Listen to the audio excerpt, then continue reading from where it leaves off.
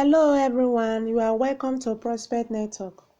When you get updates of things happening around you, please, if you have not subscribed to this channel, I will encourage you to do so that anytime we publish any news, you will be among those first set of people that will get alert. Thank you. What we have for you today is the Edo State House of Assembly crisis. The Edo State House of Assembly inauguration crisis has continued with the Oredo local government chapter of All Progressive Congress suspending the member-elect for Oredo West constituency, Honorable Chris Okabe.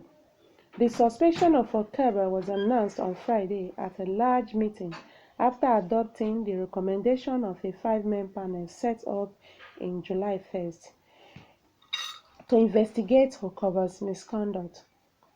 Okabe, one of the 12 member-elects, insisting that the inauguration of the 7th Edo Assembly was illegal, was last week issued a 24-hour ultimatum to apologize to Governor Godwin Obaseki for his alleged misconduct, but he replied that he did nothing wrong.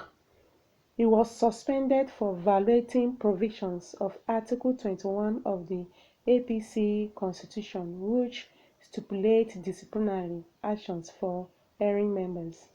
Chairman of APC in Oredo local government, Mr. Godwin Alabi, who read the reports of the panel to the members of the party, said Okabe failed to honor several invitations extended to him to ascertain these grievances against the party. Alabi thanked the committee members for their objectivity, saying the party had complied with this recommendation of the panel, which includes the suspension of Chris